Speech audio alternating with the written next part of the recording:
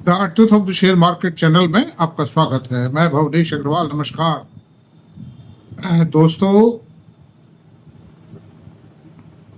बाजार में आज चमक है और एक दिन भी बाजार गिर जाता है तो जो स्मॉल इन्वेस्टर है, रिटेल इन्वेस्टर है, वो बड़ा चिंतित हो जाता है कि साहब अब क्या होगा पता नहीं। बाजार परसों थोड़ा हल्का रहा था, कल थोड़ा ज़्यादा टूट गया था। तो कल भी मुझे पूछा, आज भी पूछा मुझे मॉर्निंग वॉक के टाइम पर जो भी मिला कि साहब बाजार कैसा रहेगा। तो मैंने उनसे यही कहा कि खैर वैसे तो काफ़ी कह चुका हूँ, उन लोगों को समझा चुका हूँ कि बाजार मैंने कहा कुल मिला के सूक्ष्म उत्तर दे दिया कि बाजार ठीक रहेगा, बाजार कहीं जाने वाला नहीं। ट्रेडेबल चीज़ है शेयर बाजार, ट्रेड है ये, इसमें अप्स एंड डाउन्स तो होंगे, वरना जो बाजार में इतने बड़े बड़े ऑफिस लिए बैठे हैं, बड़ी मोटी मोटी तनख्वाहें चुका रहे हैं अपने ऑफिसर्स को, रिसर्च स्कॉलर्स को, रिसर्च का जो शेयर्स की रिसर्च करते हैं, मैनेजमेंट देखते हैं, सौदे करते हैं, तो उनकी तनख्वाहें कहाँ से चुकेंगे? उस अप्स एंड डाउन से ही चुके, वो सब चलेगा। तो मगर निश्चिंत रहिए, कोई खराबी वाली बात नहीं है, कुछ नहीं। तो अब सवाल ये है, और कोई सेक्टर तेज हो जाता है साहब, ये इसमें ऐसा हो गया वैसा हो गया, अखबार भी लिखते हैं, अखबारों को, मैगजीन्स को, मोबाइल्स को, न्यूज़पेपर्स को, इनको तो चाहिए कुछ न कुछ लिखने के लिए, पन्ने भरने के लिए, लेकिन जो उसका मूल तत्व है खबर का, न्यूज का, अपने विश्लेषण नहीं करते, बस छाप देते हैं कि ऐसा हो गया है और ऐसा कहा जा रहा है। और भोले भाले इन्वेस्टर उस न्यूज के आधार पर जैसे संगीत गाने लगते हैं। जैसे कथा में आप समझो, भगवान और पंडित जी बोलते हैं कि नारायण नारायण बोलो, नारायण नारायण, और कभी जय श्री राम बोलते हैं, कभी कोई छोटा मोटा और मतलब बुलवाते हैं। इसी में वो आधा टाइम तो कथावाचक महोदय इसी में पार कर देते ताकि कथा कहनी ही नहीं पड़े, किस्सा खत्म, है ना। तो उसी प्रकार से मीडिया भी तोता रट है। तोता रट को एक्चुअल मतलब ये जो मीडिया जो है, ये तो एक मिसगाइडेड मिसाइल है, मतलब ये गाइडेड मिसाइल नहीं, मिसगाइडेड मिसाइल है। तो खैर आप लोग सावधान रहें, इसमें सतर्कता बरतें, किसी भी खबर को देख करके अंधविश्वास ना कर लें, ब्लाइंड फेक ना करें, हर खबर की जांच पड़ताल करें। कोई आपका मुलाकाती हो, दोस्त हो, आपको जानकारी नहीं है और उसको भी वास्तव में जानकारी होनी चाहिए। मेरे एक रिलेटिव जिनको कोई नॉलेज नहीं थी, तो मुझसे बोले कि मेरे वो दोस्त हैं चार्टर्ड अकाउंटेंट, मैं उनसे पूछूंगा शेयर बाजार की। तो मैंने कहा वो तो शेयर बाजार का काम करते ही नहीं है। कैसे नहीं, वो सीए है। तो सीए भगवान नहीं होता है, सीए कंपनी लॉ और टैक्सेशन मैटर्स में एक्सपर्ट है। वो कमर्शियल लॉ के अंदर एक्सपर्ट हो सकता है, लॉ ऑफ कॉन्ट्रैक्ट वगैरह में भी एक्सपर्ट नहीं है, वो टैक्सेशन एक्सपर्ट है। मैंने कहा वो तो चूंकि मैं एक लेमैन जैसा नजर आता था, मुझे बहुत बड़ा अनुभव था उस वक्त भी, 10-15 साल का अनुभव हो चुका था, लेकिन वो ही डिड नॉट, मतलब क्योंकि किस आदमी से क्या लेना है, क्या पूछना है, ये तक भी पता नहीं। आपने ये देखा होगा टेलीविजन पर जब इंटरव्यूज आते हैं, कई डॉक्टर्स के इंटरव्यू आते हैं, तो उस सीनियर डॉक्टर का इंटरव्यू लेने के लिए भी एक जूनियर डॉक्टर बैठाया जाता है, क्योंकि जो सवाल मेडिकल से रिलेटेड सवाल है, वो सवाल एक जर्नलिस्ट नहीं पूछ सकता। तो ऐसी सूरत में जानकारी लेने के लिए भी थोड़ा ज्ञान चाहिए। मैं बार बार आप लोगों से यही कहता हूँ कि थोड़ा ज्ञान हासिल कर लो भाई, मोटा तो हासिल कर लो, छोटा नहीं। तो बड़ी बारीकी से मत देखना, चाहो मोटे रूप में देख लो भाई इसको। लेकिन हमारे बड़े बड़े एनालिस्ट भी चाहते हैं कि आप लोग अज्ञानी रहें ताकि उनके आनंद होते रहें। मेरे वीडियो का 1000, 2000, 3000 आदमी देखते हैं, 5000 देख लेते हैं, 6000 देख लेते हैं कई बार। और जो वैसे जो ब्रांडेड लोग हैं, अभी जैसे रेखा झुंझुनू वाला मैडम आ जाए जयपुर में और टिकट से एंट्री हो, 500 रुपए का टिकट हो, टिकट सारे खटाखट बिक जाएंगे, बल्कि ब्लैक में बिकेंगे। और वो कह के क्या जाएंगी कि अच्छे शेयर खरीदो, लंबे टाइम के लिए खरीदो। अच्छे की परिभाषा क्या है भाई? क्या डेफिनेशन है अच्छे की? जो शेयर कल 6 रुपए बिकता था वो आज 6,000 रुपए बिक रहा है, जो कल 6,000 रुपए बिक रहा था वो 6 रुपए बिक रहा है। तो आप कैसे डेफिनेशन दोगे अच्छे शेयर? ये तो कहना बहुत आसान है, और ये तो हर आदमी ये कहता है।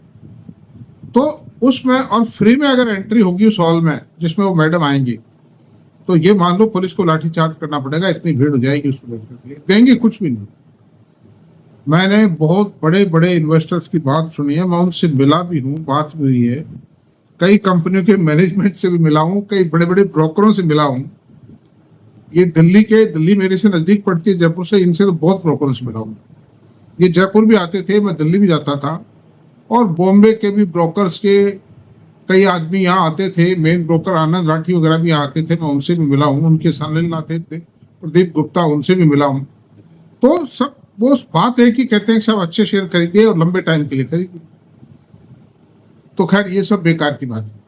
शेयर बाजार में ना कोई चीज परमानेंटली अच्छी है, ना कोई परमानेंटली बुरी है। कुछ चीजें स्थायी रूप से जरूर अच्छी हैं, और अच्छे बुरे इंडस्ट्रियलिस्ट हैं, एंटरप्रेन्योर हैं। मतलब कंपनी अच्छी बुरी नहीं होती है, अगर एंटरप्रेन्योर अच्छा है तो कंपनी को उतरा ले जाएगा और आपको रिटर्न दे जाएगा। और अगर एंटरप्रेन्योर खराब है, आप बताइए, यस बैंक और HDFC बैंक एक साथ आए थे, और साथ में इंडसइंड बैंक भी उसी समय आया था। तो HDFC बैंक तो कहाँ है, और इंडस बैंक कहाँ है, यस बैंक कहाँ है, उसका मैनेजमेंट कहाँ है, ये आपको मालूम है। तो दोस्तों, ये जो मेरी बातें हैं ये बहुत कड़वी हैं, ये बुरी बातें हैं दिखने में। अरे यार, ये तो बुराई करता है आदमी, ठीक नहीं, ये तो बुराई करता है। ये आपके काम आने वाली चीजें हैं। Entrepreneur is the spinal cord of the company, backbone है कंपनी की मैनेजमेंट। तो खैर, अब आज का विषय जो है वो चलते हैं हम। 7 मिनट पूरे हो गए बातचीत में, ओहो सॉरी भाई। तो आज का विषय ये है, 5 कंपनियों का अध्ययन किया है मैंने। अध्ययन तो बहुत कंपनियों का किया, लेकिन 5 कंपनी छाटी हैं, और ये कंपनियां क्या भविष्य में बढ़ पाएंगी, इनमें इन्वेस्टमेंट जारी रखना कितना उचित है, इस बात पर विचार करना आवश्यक है। इस पर डिटेल डिस्कशन करूंगा मैं आपसे। इसमें समय दें थोड़ा दोस्तों, 5-7 मिनट का। तो सबसे बड़ी बात यह है कि 5 में से 3 माइनिंग कंपनीज हैं, 2 फाइनेंस कंपनीज हैं, और 5 की 5 पब्लिक सेक्टर अंडरटेकिंग है। अच्छी कंपनी है, नामी है, इसमें कोई दो राय नहीं। बाजार में काफी ट्रांजैक्शन होते हैं रोजाना उनमें। तो सबसे पहले मैं बात करूंगा कोल इंडिया लिमिटेड। आपको स्क्रीन पर सब नाम मिलेंगे, इनके डाटा मिलेंगे सब, और मैंने जो हमारे एडिटर हैं उनको भी कह दिया है कि भाई 20-25 सेकंड का गैप दीजिए टेबल पब्लिश करने के बाद, ताकि लोग उसको देख सके आराम से। क्योंकि मुझे कुछ शिकायत मिली थी लोगों से, साहब हम देख नहीं पाते, तो थोड़ा उसमें गैप दिलाओ, गैप देख लेते। कल से चालू कर दिया है उसको। तो कोल इंडिया की बात करें तो 5 साल में रिटर्न कितना दिया? 27% दिया CAGR। वैसे तो 27% का CAGR बहुत होता है, लेकिन दोस्तों ये कोरोना काल में जो बढ़ गया था वो बढ़ गया, बाद में तो गिरावट नहीं आई है, और वो गिरावट परसिस्ट कर रही है। मैं बताऊंगा आगे चल के आपको। 5 साल की प्रॉफिट ग्रोथ क्या रही? 16% रही। वो भी क्या हुआ, कोयला बहुत महंगा हो गया था बीच में, अब तो गिर गए भाव, उसके कारण ये ग्रोथ चली आ रही। और 27% का रिटर्न भी जब था जब एक शेयर 150 रुपए से बढ़ के 450 रुपए पहुंच गया। अगर पिछले 1 साल 1.5 साल का रिटर्न निकालोगे ना, तो कोल इंडिया का जो इक्विटी रिटर्न है -1% है, -17% है। कोल इंडिया का TTM जो है इक्विटी रिटर्न -17% है। तो ये तो टूटा है, घटा है ये। अच्छा, वो डिविडेंड यील्ड कितनी है? 6.21% है। प्राइस अर्निंग रेशियो क्या है? 7.19 है। तो 6.21% डिविडेंड देती है। 27% का 5 इयर्स में CAGR रिटर्न आया है। 16% की प्रॉफिट ग्रोथ आई है। उसके बाद भी इसने बाजार ने 7.19 का पी रेशियो कर रखा है। ये तो बहुत कमजोर पी रेशियो है, 27%। क्योंकि कारण क्या है कि अगर आप फिगर्स को, कई साल के फिगर्स को साथ देखो तो मिल क्या गए, 1 साल में बढ़त आ गई, बाकी नीचे गिर रहा है प्रॉफिट। रिटर्न भी गिर रहा है। तो ये क्यों है कि कोल इंडिया की हालत खराब? कारण क्या है कि भारत सरकार ने पिछले समय में, जो मोदी सरकार जब से आई है, कम से कम 200 coal blocks have been allocated by way of auction to the actual users. Steel manufacturer, cement manufacturer और थर्मल पावर मैन्युफैक्चरर, ये 3 मेजर कंज्यूमर है कोयले के। इनको 200 से भी ज्यादा कोल ब्लॉक ऑक्शन कर दिया। And now every such user is telling that we have got captive mine in our company. तो इसलिए कोयले की डिमांड घटेगी। अब क्या हुआ, अभी तक तो वो कोल ब्लॉक्स चालू नहीं हुए थे बहुत से। किसी में एनवायरमेंटल क्लियरेंस लेनी थी, किसी को डेवलपमेंट करना था, कहीं रोड बनानी थी, कहीं कोई कैपिटल मतलब एम्प्लॉयमेंट करनी थी। लेकिन now they are coming into form. तो जैसे जैसे वो माइंस प्रोडक्शन में आती चली जाएंगी, कोल इंडिया की डिमांड घटती चली जाएगी। फिर थर्मल के अंदर जो पावर प्रोडक्शन में जो डिमांड थी कोयले की, वो घटेगी, because now the solar power is coming into form. Thermal के अंदर कोई बहुत बड़ा एक्सपेंशन नहीं हो रहा है, मतलब demand will not spurt in the thermal power sector.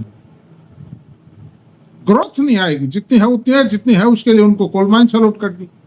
Then to home Coal India will sell its coal. अब आप कहेंगे साहब एक्सपोर्ट कर देगी, एक्सपोर्ट में पूरे वर्ल्ड की स्थिति है।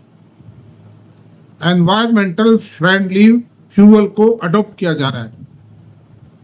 Environment friendly fuel is being adopted by entire world. मतलब तो कोल इंडिया की ये बात रही। अब ये रखना है नहीं रखना, ये निर्णय तो आपको लेना है। मैं तो खाली ये बात बता रहा हूँ, मेरे अनुभव की, मेरे ज्ञान की, अध्ययन की। कोल इंडिया को मेरे हिसाब से रखना कोई फ्रूटफुल नहीं है। इसके स्थान पर दूसरे ये जो डिविडेंड का लालच है ना, उससे ज्यादा तो आपका शेयर गिर गया। शेयर गिरा है 17%, डिविडेंड कितना मिला 6.21%। तो you are loser by 11%। Overall loss आपको 11% हुआ। तो ऐसे शेयर को रखने से क्या फायदा भाई? अच्छा, कोल इंडिया की बात, अब ओएनजीसी की बात करते हैं आपसे। Oil and natural gas commission the beauty of the government है, इसमें कोई दो राय नहीं। और एक वक्त था जो ओएनजीसी में सर्विस करते थे जो लोग, वो ग्लैमर आज भी है, तनख्वाहें कोई घटी नहीं है। तो ओएनजीसी में सर्विस करना एक बहुत बड़ा प्राइड माना जाता था। जैसे ये जो परिचारिकाएं थी विमान में, इनको क्या कहते थे अंग्रेजी में? विमान परिचारिकाओं को क्या कहते थे? Air hostess. एयर होस्टेस की से भी बहुत ज्यादा वैल्यू थी ओएनजीसी में काम करने वालों की। और सैलरी भी शानदार थी, फैसिलिटी शानदार थी। और कुछ लोग तो हेलीकॉप्टर से नौकरी पे जाते थे, हेलीकॉप्टर से आते थे। 1 हफ्ते की ड्यूटी थी, 1 हफ्ते हेलीकॉप्टर से जाते आते, फिर आराम से 1 हफ्ते rest in this. But now the glamour of the service in ONGC is coming down due to recessionary condition in the demand. $140 पर बैरल बिकने वाला क्रूड ऑयल, जो कि सन 2008 में बिका था। 2008 में क्रूड ऑयल का रेट था $140 पर बैरल, जो आज $60 पर बैरल रह गया है। Today, the crude oil is losing its glamour in the business and demand नीचे आ रही है, because ऑटो व्हीकल्स आ रहे, पेट्रोलियम में एथेनॉल मिला दिया, कुछ डीजल बेस्ड और पेट्रोल बेस्ड कारखाने चलते थे, उनकी डिमांड घट गई। बिजली का स्थान में का प्रोडक्शन सोलर से होने लग गया, विंड से होने लग गया, हाइड्रो से होने लग गया। फिर ग्रीन हाइड्रो आ रहा है। वो ग्रीन हाइड्रो बहुत खतरनाक साबित होगा क्रूड के लिए, पेट्रोलियम के लिए, क्योंकि वो बहुत बल्क में होगा and that will be a very cheap production and propulsion of the vehicles will come very very cheap, electricity से भी चीप होगा। तो अब इसके ओएनजीसी के भी डेटा की बात कर लेते हैं। 5 साल का रिटर्न था 13%। कंपाउंड रिटर्न, जो कंपाउंडिंग हुई वो 13 साल हुई। और वो कोरोना काल की जो तेजी थी, सन 2021-22 की तेजी थी, उसका इम्पैक्ट है, उसमें 5 साल शामिल है। अगर पिछले 2 साल का लगाओगे तो मायने से वो बताऊंगा मैं आपको। और 5 साल की प्रॉफिट ग्रोथ कितनी आई? 10% आई। प्रोडक्शन बढ़ा, कुछ गैस के कारण, थोड़ा सा गैस से मदद मिल जाती है, बस ये समझो। बाकी क्रूड के पीछे तो निकी है काम बैठ के। अच्छा सर, डिविडेंड यील्ड 4.90% है और पी रेशो 7.95%।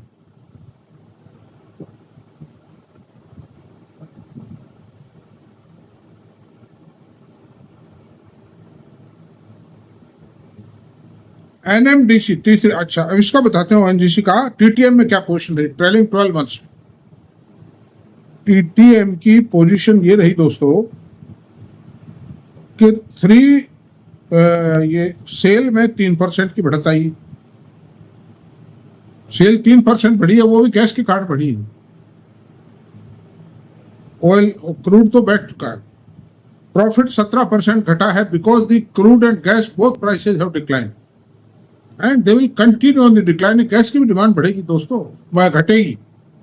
कारण क्या है कि ये जो जैसे जैसे पावर प्रोडक्शन बढ़ेगा सोलर से और इलेक्ट्रिक व्हीकल जैसे जैसे चलेंगे, आपको पता हो दुनिया के कई देशों के अंदर गैस को भी ऑब्सोलेट कर दिया बिजली ने।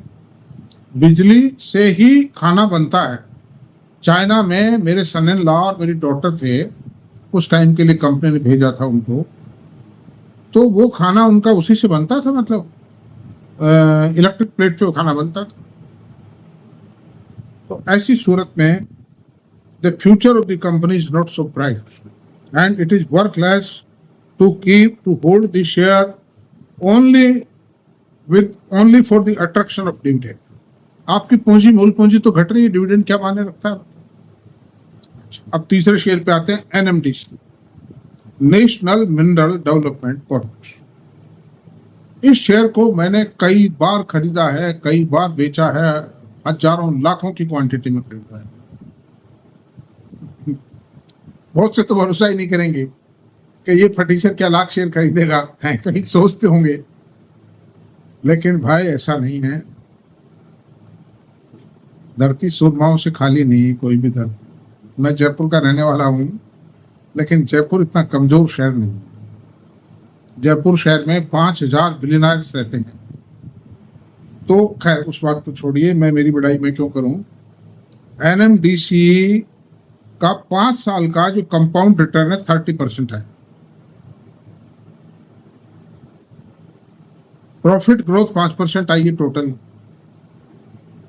डिविडेंड यील्ड 3.3% है टोटल और प्राइस अर्निंग रेशियो 9.46 है। अश्योर्ड प्रॉफिट है, शानदार असेट आयरन और की डिमांड तो कभी घटेगी नहीं। वो एक अलग बात है कि किसकी डिमांड घटेगी, किस कंपनी की बढ़ेगी, that is a different issue. तो फिर इसका प्रॉफिट क्यों नहीं बढ़ा, इसकी सेल क्यों नहीं बढ़ी? वॉल्यूम बढ़ता ही नहीं है आयरन और का, जबकि इसके पास best of the best mines है आयरन और के। इंडिया की best producer of the iron ore है, जिनमें 64, 65, 66% यील्ड आयरन और की। फिर क्यों नहीं बढ़ती है सेल? स्टील की डिमांड तो बढ़ रही है, डिमांड बताएंगे उसका रीजन। उसका रीजन सिर्फ ये है कि दोस्तों वही बात आ गई कोल इंडिया जैसी।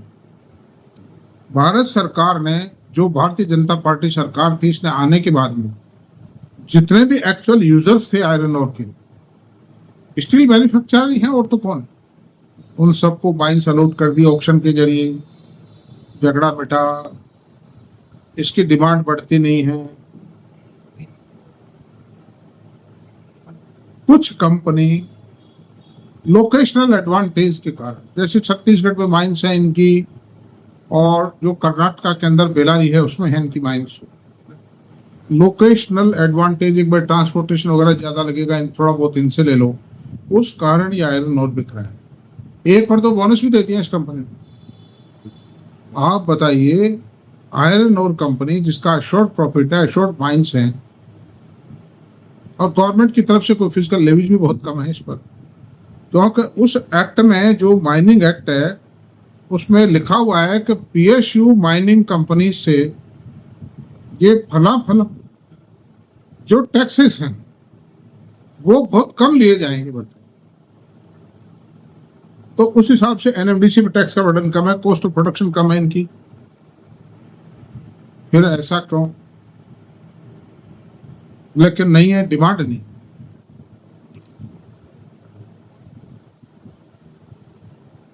अच्छा, टीटीएम में बताते हैं अब आपको। टीटीएम में एनएमडीसी की पोजीशन क्या रही? देखिए, सेल जो है 13% बढ़ी है। भाई प्राइसेस ओवरऑल तो बढ़ी है आयरन ओर की। एक टाइम था 20 रुपए किलो लोहा बिकता था, आज 60 रुपए किलो लोहा बिकता है। ओवरऑल तो प्राइसेस बढ़ी है एनएमडीसी, उसके बावजूद भी 13% की बढ़त आई है और प्रॉफिट 12% बढ़ा है। लेकिन शेयर की प्राइसेस 28% घट गई हैं। मार्केट तो इतना घटा हुआ नहीं है 28%।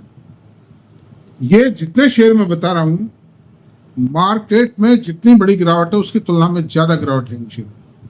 मार्केट तो रिकवर कर गया लेकिन ये शेयर रिकवर नहीं कर पाए। These shares are only even for the traders and nothing. 2, 4, 5 रुपया रोज कमा लेते हैं ट्रेडिंग करके, कभी खो देते हैं कभी कमा लेते हैं। बाकी इन्वेस्टमेंट के लिए इन शेयरों को रखना अपने आप को अभिशप्त करना है। मेरी कोई रिकमेंडेशन नहीं है, मेरी बात को मत मानना बिल्कुल। मैं तो एनालाइज करके बता रहा हूँ हर चीज को, एक एक चीज की कड़ी खोल के बता रहा हूँ। अच्छा, आरईसी पीएफसी, इन दोनों का एनालिसिस एक साथ कर देते हैं। दोनों सरकारी कंपनी है, दोनों ने जबरदस्त ग्रोथ दी है, लेकिन उसके बावजूद भी इनके शेयर में पिछले एक साल में आरईसी में 28% माइनस हुआ है और पीएफसी में 13% माइनस हुआ है। ये भारत के पावर प्रोजेक्ट्स को फाइनेंस करती हैं, जो सोलर के हैं, थर्मल के हैं, विंड के हैं, हाइड्रो के हैं, उनको फाइनेंस करते हैं। दूसरा काम ये करते हैं कि जो विद्युत वितरण निगम है, पावर डिस्ट्रीब्यूशन डिस्कॉम्स जिसको कहते हैं, उनको भी फाइनेंस करते हैं। उनमें लाखों लाखों करोड़ रुपए इनका फंसा पड़ा है।